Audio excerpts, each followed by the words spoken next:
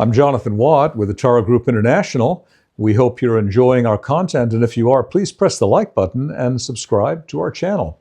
We're doing a little series on ancient church history, getting acquainted with the past, and want to today talk a little bit about the African popes of the early church and North Africa's lasting influence on Christian thought to this very day.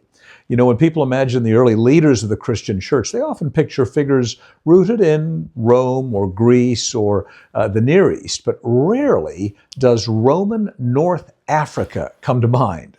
Yet from the 2nd through the 5th centuries, North Africa was one of the most intellectually vibrant and theologically formative regions of the Christian world. It was home to some of the church's most influential theologians, including the likes of Tertullian, Cyprian, and Augustine. And perhaps surprisingly to modern readers, several early bishops of Rome fall in this group as well. There's Popes Victor I, Miltiades, and Gelasius I. All of them come from Roman North Africa. And their African background shaped how they approach theology and authority and worship and conflict as well. And far from being peripheral figures, these African popes and leaders helped define Christianity at a critical moment when doctrine, practice, and institutional authority were very much taking shape. So let's talk a bit about Christianity in Rome and North Africa. By the late 2nd century, Christianity had taken deep root in the Roman provinces of Africa Proconsularis and Numidia, which is modern-day Tunisia, Algeria, parts of Libya. And cities like Carthage were major centers of learning, trade, and also of religious debate.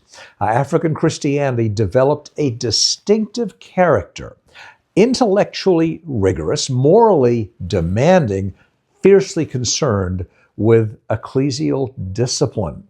So persecution was also frequent in North Africa, and martyrdom narratives circulated widely. And as a result of this, African Christians often emphasized the cost of discipleship, the integrity of the church, and the seriousness of belonging to the Christian community. These themes would profoundly influence the African popes who later led the church in Rome.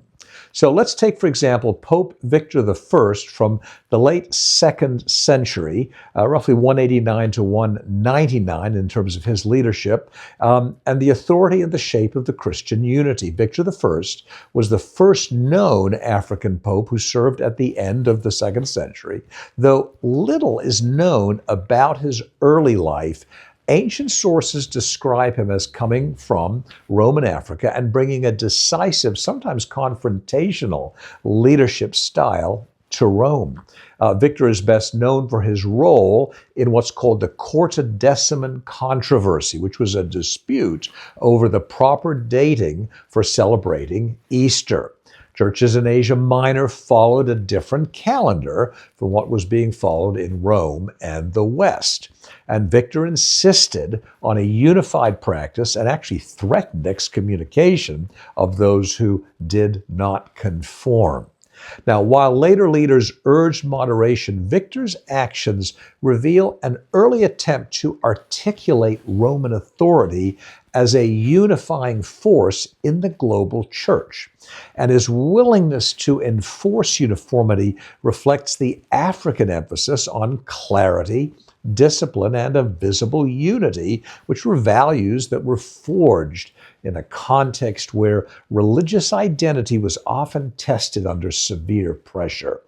Now, Victor's papacy illustrates how African Christianity contributed to early debates about orthodoxy and authority, and shaping the emerging role of the bishop and later bishops in Rome.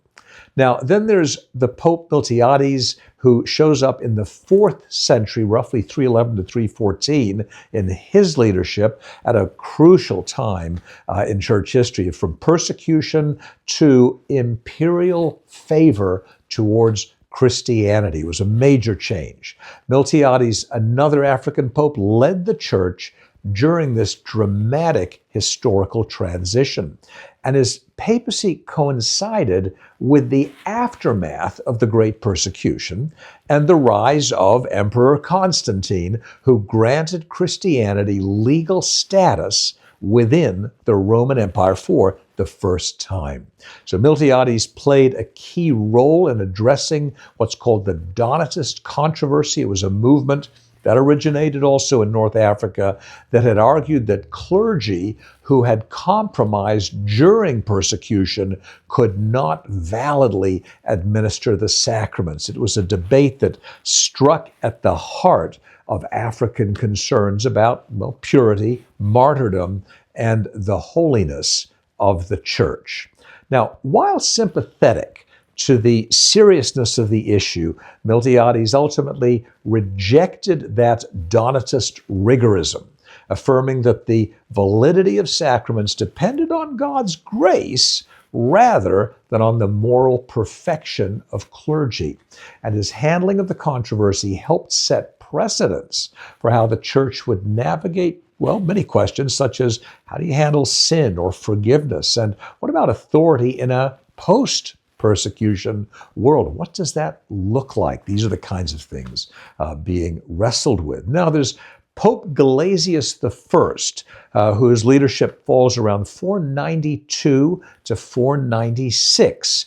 There are issues of theology, once again, power, and also what's happening in this emerging Christian state. He was the most theologically influential of the African popes, Gelasius I. His writings left a lasting imprint on Western Christianity. He was born in Africa, educated in its intellectual traditions, and so Gelasius brought a sharp theological mind and strong convictions to his leadership in the papacy. Gelasius is best known for articulating the doctrine of two powers, or duo sunt, the distinction between sacred authority, that of the church, and royal power, that of the state. Now, while both were ordained by God, Gelasius argued that spiritual authority ultimately held primacy in matters of salvation. And this framework profoundly would go on to shape medieval political theology and Western ideas in general about church-state relationships. Gelasius emphasized the importance of doctrinal clarity, liturgical order, moral responsibility, hallmarks of African Christian thought. His papacy demonstrates how African theology continued to shape Christianity long after the decline of Roman North Africa, and specifically the Christian presence of Roman North Africa itself. So Africa's broader theological legacy is this: the influence of the African popes cannot be separated from the broader African Christian tradition. There's figures such as Tertullian, who introduced Latin theological vocabulary, early 3rd century, Augustine of Hippo, whose writings in the later 3rd and 4th century shaped Western theology for centuries and created an intellectual ecosystem that deeply informed how African leaders thought about sin, grace, authority, and also Christian community. So African Christianity tended to be practical and embodied. It was concerned with how theology shaped and was lived through faith. This emphasis carried into the papacy through the African leaders who approached doctrine not as abstraction, but as something that governed real communities facing persecution and division and the various moral challenges that come and go throughout history. So, why do the African popes matter to us today? Well, the story of the African popes disrupts a simplistic narrative about Christianity as being inherently a European tradition. It reminds us that Africa early on was central, not peripheral, to the very formation of Christian theology and of church leadership. And these popes also offer a compelling model of leadership based by and shaped by context. Their theological priorities, such as unity and discipline, mercy, and the integrity of faith, emerged from communities that had known suffering, conflict, and had learned to practice resilience. And in an era of global Christianity, their witness invites renewed attention to voices from outside traditional centers of power, at least as we think of them today. A book to deepen your understanding, well, for readers who want to explore this history further, African Christianity, Its Public Role by Jesse Mugambi. It's available on Amazon. It provides valuable insight into the historical depth and theological richness of African Christian traditions and their influence on the wider church up to this day. Some final thoughts. The African popes of the early church stand as reminders that Christianity has always been shaped by many cultures, languages, and regions. Their leadership, forged in the intellectual and spiritual ferment of Roman North Africa early on, helped define how the church understands authority and unity, and what does faithfulness look like. They've helped us in that regard.